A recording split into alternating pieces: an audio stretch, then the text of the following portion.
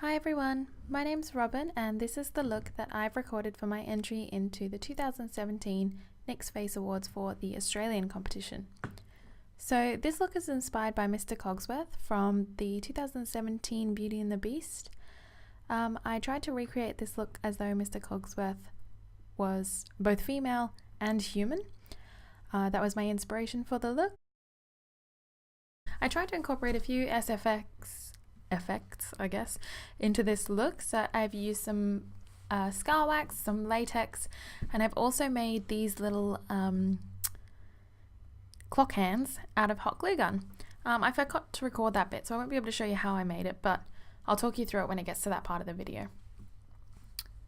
So if this look looks like something that you'd like to try for yourself, please keep on watching, and if you do enjoy the video, please give me a thumbs up because it helps me out loads. Thanks guys, hope you enjoy! Okay, so to start, I have cleansed and moisturized my face. I haven't popped any primer on because I'm not looking for this look to last a long time. And this is Spirit Gum, which is a SFX adhesive that I'm just brushing on my face. I'm brushing it on in little filigree shapes, which I'll show you a bit more in a second. What you can do if you're not sure what you're planning to do for the look is use a nude pencil like this here, which is the NYX Wonder Sticks. It's in the shade medium for me. I use it for my waterline, but I also use it to sketch out shapes on my face. So I'm sketching here where I'd like the gold filigree to go, the little sort of gold leaf that you saw on my face at the start. I'm just sketching out the shape of where I'd like that to go. So on the left side of the screen, you can see that there is some glue on my face already. That's just the Spirit Gum, just letting that dry. And on the right side of my face, I'm trying to sketch out the mirror image. So then I've pre-prepared some sausages of some scar wax. You just scoop a little bit out of the jar and roll it between your fingers until you get a sausage shape. Once you've got it at the desired sort of thickness of the sausage and the length, you just place it on top of the tacky Spirit Gum. The Spirit Gum will get tacky once you've left it for approximately 30 seconds, depending on how thickly you've applied the glue. I'm just placing on the little sausages that are probably 1 to 2 millimeters tall, so they're just sort of a little bit 3D on my face. I'm just going to speed up the process here a little bit because it's the same thing over and over. You just apply the sausages where you've applied the glue. And now I'm taking a spatula. You can use literally anything with a flat edge, and I'm just smoothing out one side of the sausage into my face. As you can see, the scar wax is pretty tacky. It does like to come away with the spatula. So if you keep a little spray bottle of isopropyl handy, isopropyl is great for cleansing your brushes. It's a great disinfectant, and it also removes any kind of residue that might be sticky or anything like that. So I always keep it on hand when I'm doing SFX looks or freelance makeup. I decided to smooth the concave side of any of the curves. So with any curve, there's an inside which is concave and an outside which is convex. So I'm just smoothing out the inside. You can see which side that is on the video. Now we have both sides of the filigree on my face smoothed out on the concave sides of the curve. I'm just going to powder it down just with any translucent or skin toned powder, just to take some of the stickiness away from the wax, even though it will still be really sticky for a long time. So because the scar wax stayed really sticky for a long time, I decided that I was going to coat it in latex to prevent makeup sticking, or when I put bronzer on stuff, I didn't want it to get all patchy and gross. So I decided to put latex over the top, which I know that I can set down with translucent powder. At this point, I'd like to mention that you probably could also put a layer of latex underneath the scar wax, because when I tried to remove this off my face, the scar wax just melted and went everywhere. And if I put a thin layer of latex underneath, then I know it would have peeled away really, really nicely. Using a thin brush for this, I'd actually used the thin brush earlier and forgotten to wash it, so it was really, really stiff and it did not do the job that I thought it was going to do. So if you're choosing a new brush, choose a brush that is washed and soft. It'll be much, much easier to place the color, and you won't be using the sort of the brush handle like I am, essentially, just to place in the latex. Oh, by the way, if at any point you see me chewing during this video, it's because I've got a tub of frozen mango next to me. I was snacking while I was going. I tried to edit out any of the bits where I eat the mango, but mango's delicious. What was I meant to do? Now I'm taking the NYX Jumbo Lip Pencil in shade 712 Plush Red, And I'm using that as an eyeshadow, but you don't want to add too much color because it blends out really, really nicely, but you do want to pack a little bit onto the outside corner and then blend with a soft blending brush to get the shape. So as you can see, it blends out really, really nice, bringing it really close into the inner corner because I'm going to create a cut crease look. The most important thing here is not how you place your color, because this is a cut crease look and we will get an opportunity to clean everything up. And obviously I haven't done my foundation or anything yet, so we'll have plenty of opportunity to clean this up. At this stage, you just want to get the right amount of color, the right amount of red color in the right places.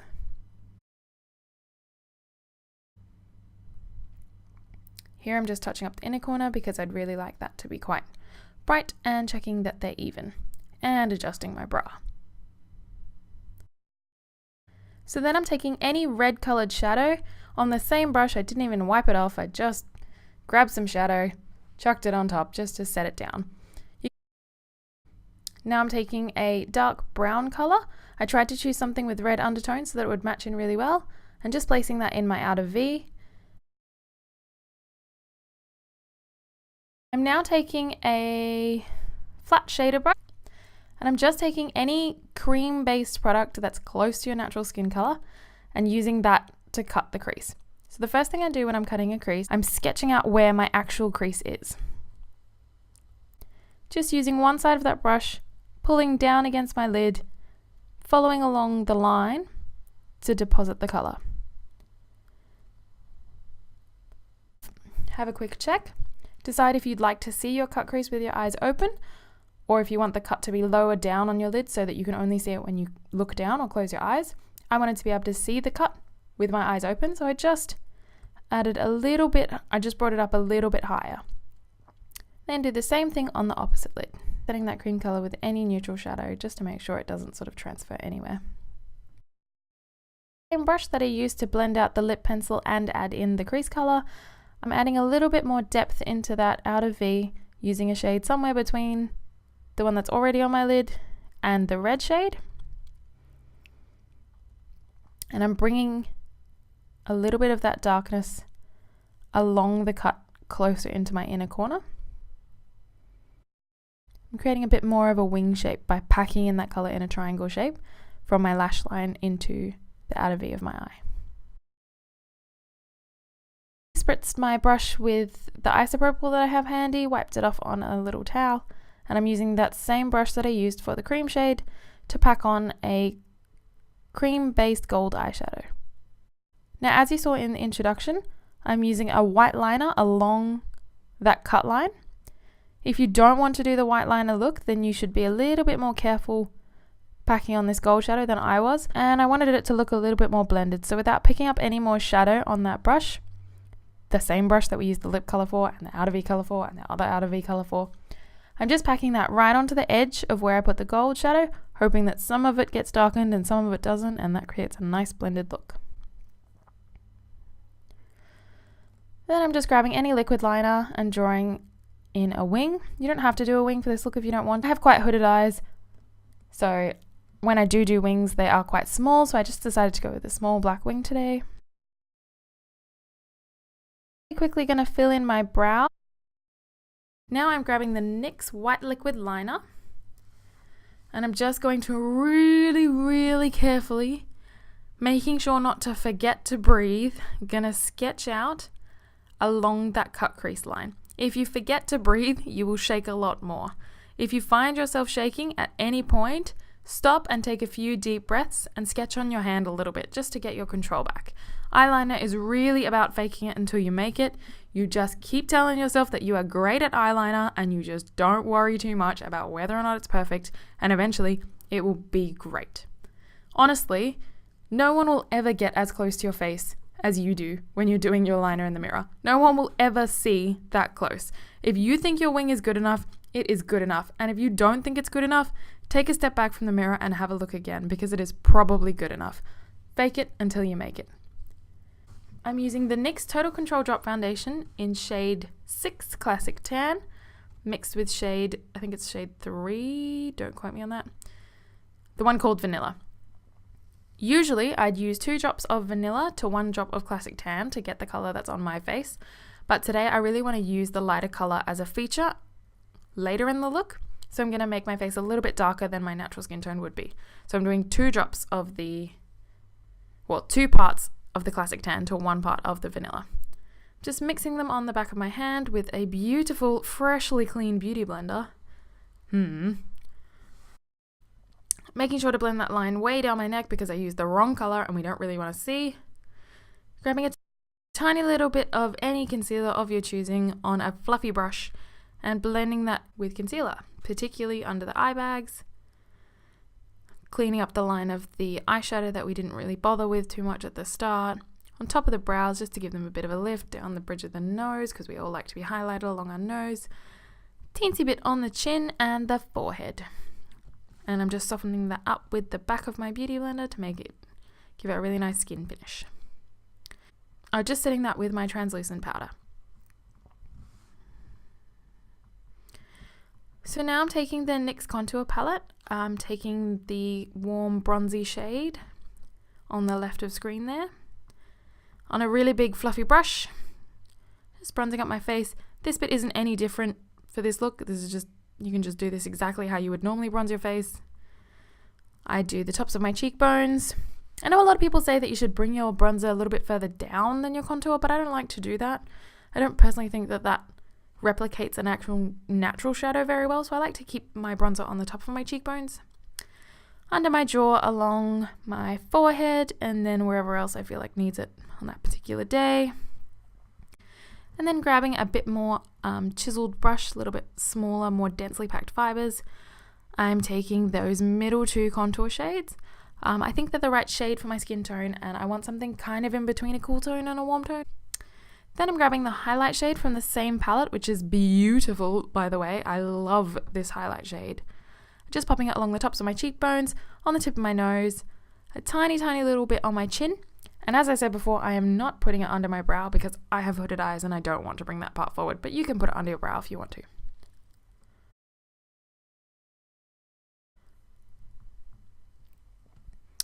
Then I'm just grabbing a soft blending brush and popping it in the inner corners of my eyes. And then taking that same brush that we love to keep reusing with the lipstick still on it and just brushing it under my lower lash line to pull the whole look together. As much as you can, pull the whole look together without any lipstick or lashes. Now I'm just grabbing my spirit gum again and popping it on top of my now dried latex. Any way that you'd like that gold leafing to stick to. This from a craft store. I think it cost me $7 Australian for 25 leaves. I accidentally grabbed the copper and not the gold, so now we're going with the copper leaf look, but I'm going to keep referring to it as gold leaf because I have learned that that's what it's called in my head, and I really struggle to change my mind. And the good thing about gold leafing is that you can just grab your tweezers, pop it like literally on top, and only the bits that are stuck to the glue will stay. The rest of it will just brush away with your tweezers at the end. So I'm really haphazardly grabbing tiny little bits of gold leafing. If I get anything sticky on my tweezers, I wipe it off on this towel on my lap, because if you get anything sticky on your tweezers, then the gold leaf will stick to your tweezers and not stick to your face, and that is not ideal.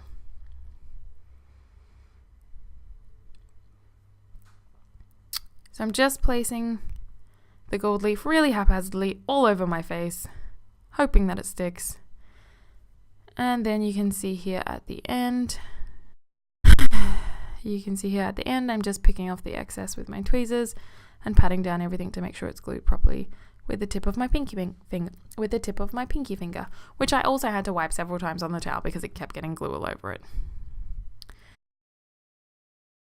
Okay, with a magically completed other side, I am now popping with a really tiny brush. Yes, I just put a line of glue, stuck part of the gold leafing to the glue, and left the part that wasn't glued down just hanging to give a kind of unruly brow look.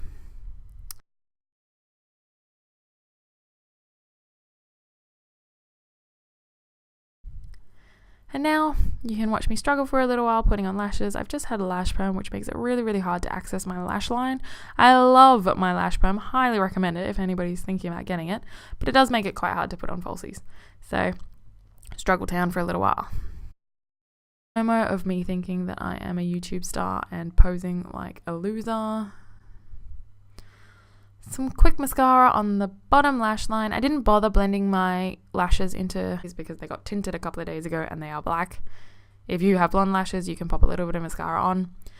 Personally, when I have clients who do have really blonde lashes that I put falsies on, I like to put the mascara on after the falsies. If you put the mascara on before the falsies, you've got to wait for the mascara to dry, and then you've got to wait for the glue to dry, and the whole thing just takes a long time.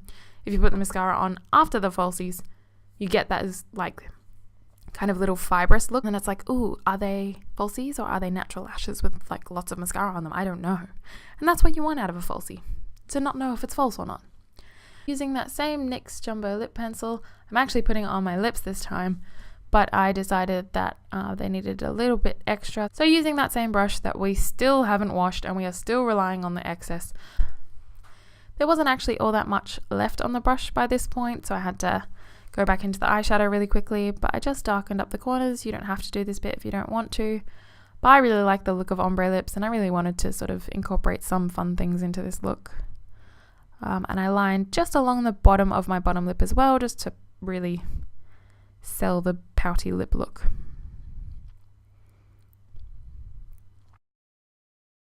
Then using that same NYX Wonder Pencil in medium, I lined my waterline. Look at me actually using products for what they're meant to be used for once, just to make me look really awake. Ta-da! And then going back in with that same brush that I used for eyeshadow and just quickly wiped off with the isopropyl and the lighter of the two shades, the NYX Vanilla shade. I am quickly drawing in some Roman numerals on my forehead. This is a clock after all, so I wanted to put in some of the time.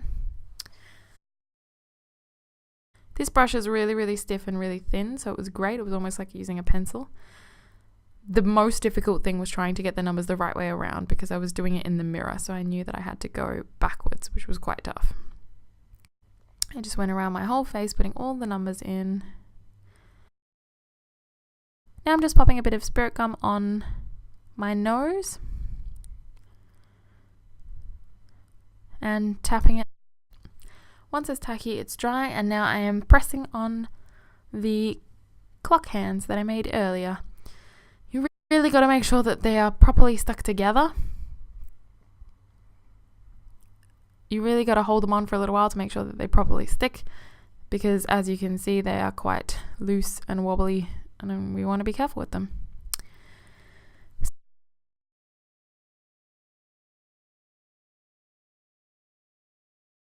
Whilst I'm being a ridiculous poser, I'll tell you how I made the clock hands.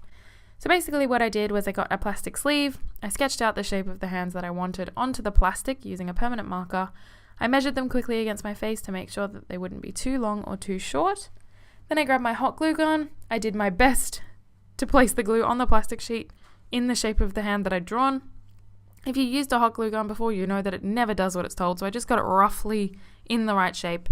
And if I was at all concerned, I did a little bit more glue instead of a little bit less glue. So leave the glue to dry overnight because it needs to be properly dried for it to peel off of the plastic sleeve.